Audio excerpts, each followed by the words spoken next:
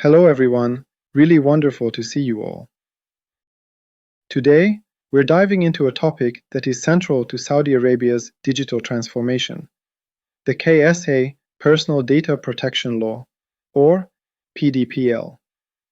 Our session is titled KSA PDPL, a detailed overview and its importance in the Saudi digital economy. During this lecture, we'll explore the foundations of the law, its practical implications, governance requirements, and its impact on organizations and individuals. In this lecture, we will use airline industry use cases because the airline sector handles large volumes of sensitive data and clearly demonstrates real-world operational, security, and privacy challenges. By the end of this session, you should be able to understand why PDPL is not just a legal obligation. It's a strategic enabler for trust, innovation, and economic growth. Let's dive in and uncover why it truly matters. Saudi Arabia, like many nations, is undergoing rapid digital transformation. Government services, healthcare, finance, education, even aviation are heavily digitized. Along with this, a very large amount of personal and sensitive information is created, collected, and handled. Naturally, protecting this data is critical. The KSA PDPL, enacted in 2021 and fully operational in 2023, is the Kingdom's cornerstone legislation for personal data protection. But why does it matter? Because data is the lifeblood of the digital economy, and without safeguards, trust erodes, and economic growth can stagnate. PDPL provides a clear legal framework, aligned with international standards like GDPR, but tailored to Saudi Arabia's unique legal and cultural context. Foundational concepts. Understanding PDPL starts with definitions. At its core, PDPL regulates personal data processing. Personal data, any information relating to an identified or identifiable person, names, ID numbers, location data, online identifiers, and characteristics specific to physical, physiological, genetic, mental, economic, cultural, or social identity. Sensitive personal data, health, financial information, biometrics, sexual orientation, and other data requiring higher protection.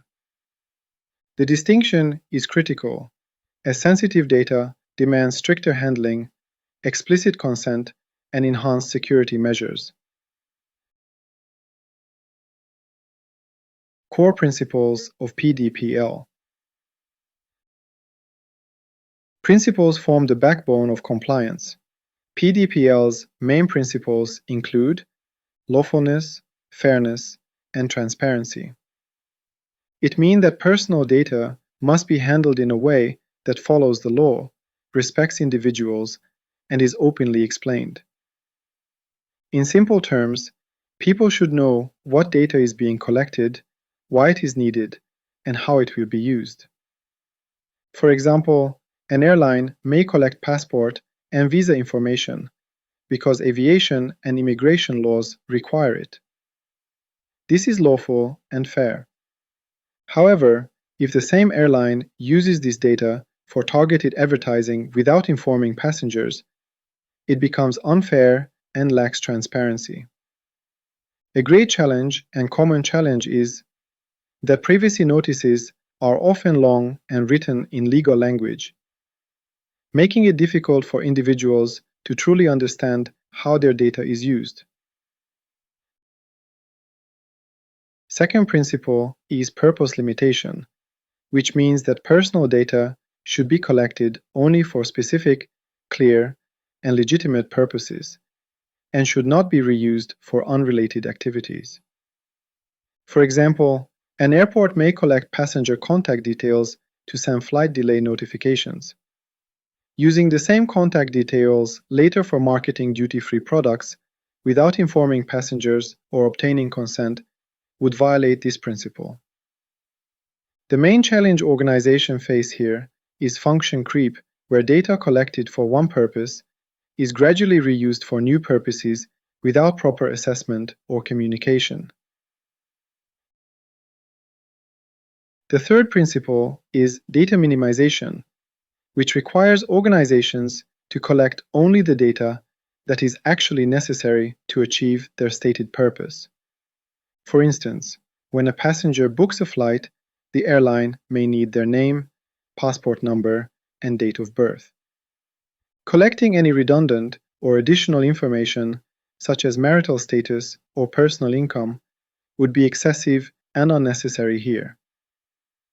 The challenge is that organizations often collect extra data just in case it might be useful in the future, which increases privacy risk. Another principle is accuracy, means that personal data must be correct, complete, and kept up to date. In practice, this could involve an airline allowing passengers to update their contact details online, so flight alerts are sent to the correct phone number or email address. If outdated information is used, passengers may miss important notifications or face travel issues. A common challenge is relying on users to update their own data, which does not always happen regularly.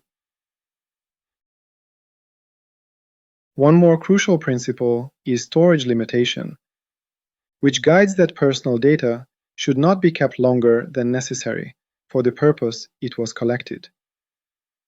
For instance, an airport may retain CCTV footage for 30 days unless it is needed for a security investigation.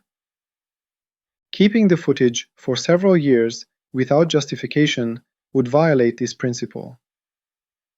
Organizations often struggle with defining clear retention periods and ensuring all data is actually deleted from all systems and backups.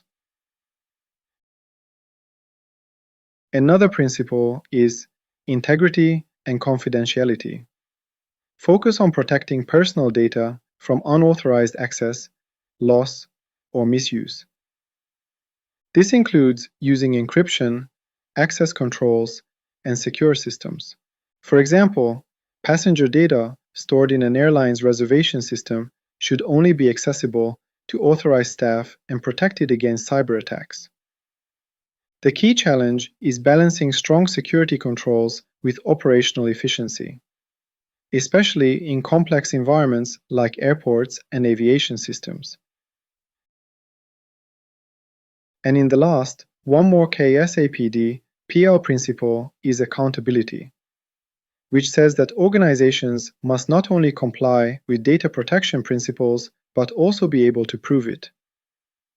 This involves maintaining policies, procedures, training records, and audit evidences. For instance, an airline should be able to show its data protection policies, staff training records, and risk assessments if requested by a regulator. The biggest challenge is that compliance is often treated as a one-time exercise, whereas accountability requires continuous monitoring, documentation, and improvement.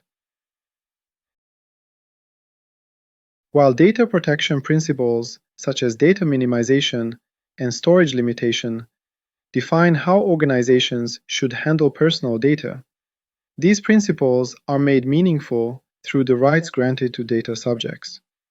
A data subject is any identifiable individual about whom personal data is collected, stored, or processed. PDPL not only places obligations on organizations, but also empowers individuals by granting them specific rights. In the airline industry, where large volumes of passenger data are processed daily, these rights play a critical role in ensuring transparency, accountability, and trust. Data subjects' rights. Rights of data subjects under PDPL include the right to access personal data. This allows passengers to request information about what personal data an airline holds about them, such as booking history, passport details, and frequent flyer information, and to understand how this data is being used. Second one is right to rectification or erasure. Individuals also have the right to request correction or deletion of their personal data. For example, a passenger may request correction of incorrect passport details or ask for deletion of their data once a frequent flyer account is closed in line with storage limitation requirements. Third one is right to object.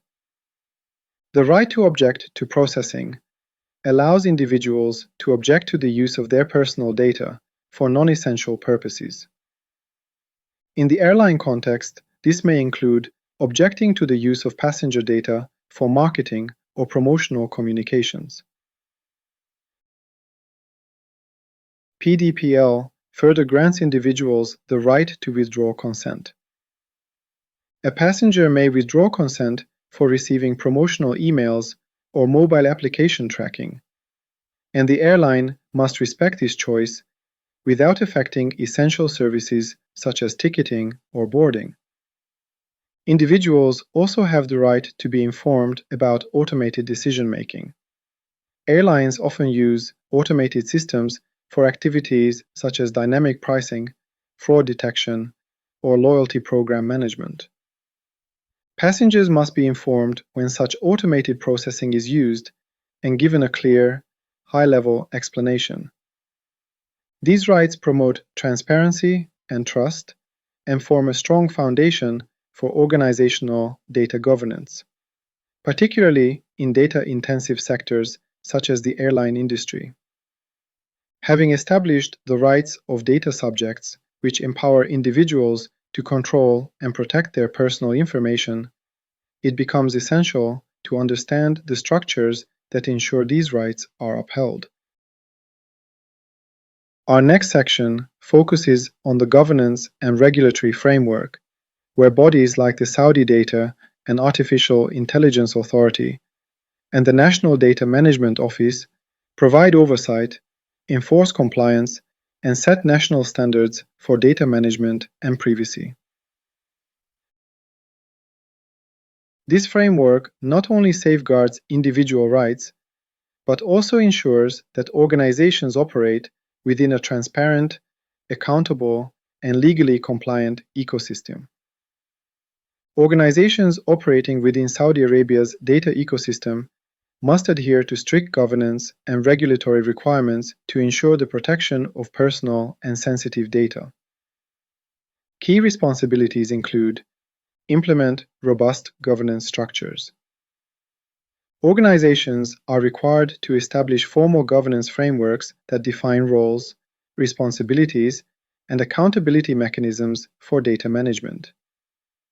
This includes clear policies for data collection, storage, usage, sharing, and deletion, as well as procedures for handling breaches or incidents. A strong governance structure ensures that data practices align with both internal standards and national regulations. Second, appoint data protection officers where necessary for organizations engaging in large-scale or high-risk processing of personal data. The appointment of a data protection officer is mandatory. The DPO acts as a dedicated point of contact for data protection compliance, overseeing the implementation of policies, monitoring adherence to regulations, and liaising with regulatory authorities. This role is crucial for bridging operational practices with legal obligations. The third one is to conduct impact assessments for high-risk processing. Any processing activity that could significantly affect the rights and freedoms of individuals must undergo a DPIA, that is, Data Protection Impact Assessment. These assessments evaluate potential risks, identify mitigation strategies, and ensure that the processing is legally justified. Examples may include large-scale profiling, processing sensitive personal data, or using AI-driven decision-making systems. The fourth is to maintain detailed processing records. Organizations must maintain comprehensive documentation of all data processing activities. This includes the types of data collected, purposes of processing, data sharing arrangements, retention periods, and security measures in place. Accurate records enable transparency, facilitate audits, and demonstrate compliance to regulatory authorities. Keep in mind that compliance with the regulatory framework is not optional. Failure to meet these obligations can result in a range of penalties, including fines, financial penalties proportional to the severity of the violation, operational restrictions, temporary or permanent suspension of certain data processing activities, criminal liability.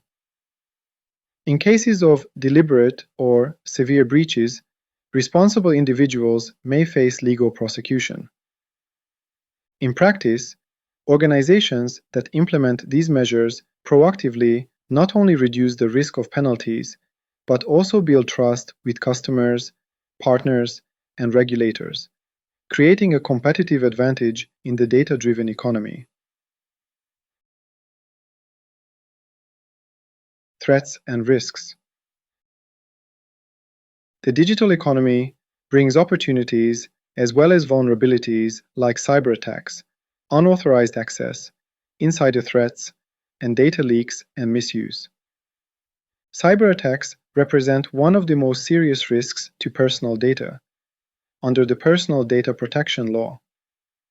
From a PDPL perspective, organizations are legally required to protect personal data against cyber threats such as hacking, ransomware, malware, and phishing attacks by implementing appropriate technical and organizational security controls.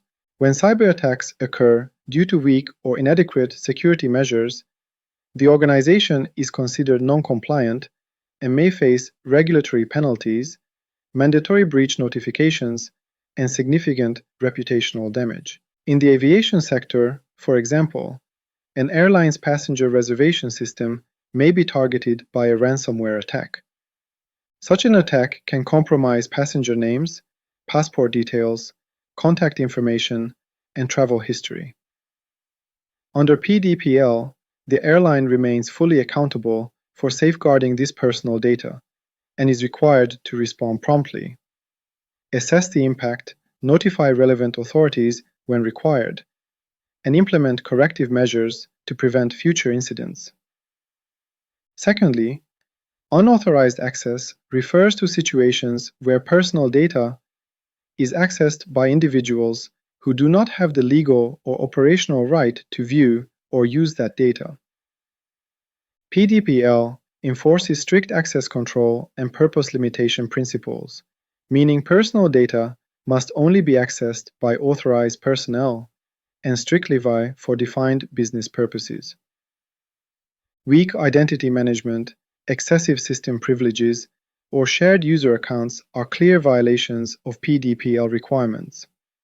In an aviation context, a ground handling employee accessing passenger medical or special assistance records, even though their role is limited to baggage or boarding operations, constitutes unauthorized access. This represents a direct breach of PDPL obligations, particularly where sensitive personal data is involved. Third one is insider threats, which involve employees, contractors, or partners who misuse their legitimate access to personal data, either intentionally or unintentionally. From a PDPL standpoint, organizations are responsible for preventing insider misuse through role-based access control, continuous monitoring, segregation of duties, and regular privacy and data protection awareness training. Insider-related incidents are treated as serious compliance failures because the misuse originates from within trusted environments. For example, an airline call center employee may extract passenger contact details and share them with third parties for personal or financial gain. Although the employee had authorized system access, the activity violates PDPL because the data was used beyond its lawful and approved purpose. Another threat or risk is data leaks and misuse, which occur when personal data is exposed, shared, or processed in ways that are not permitted under PDPL. This may result from system misconfigurations, insecure data transfers, accidental disclosures, or the use of personal data beyond the original consent or legal basis. PDPL places strong emphasis on data minimization, lawful processing, and strict governance over third-party data sharing. In the aviation sector, an airport authority sharing passenger biometric or travel data with an external analytics company without proper legal justification or explicit consent is considered data misuse. Such practices violate PDPL principles, expose the organization to regulatory action, and significantly erode passenger trust. Again, it is very important to remember that non-compliance is not just legal risk, rather it impacts reputation, trust, and business continuity.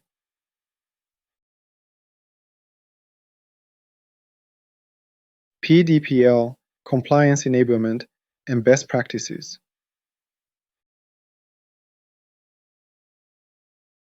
PDPL, compliance enablement, is not a one-time activity. It is a continuous governance process that requires organizational commitment, structured controls, and cultural awareness.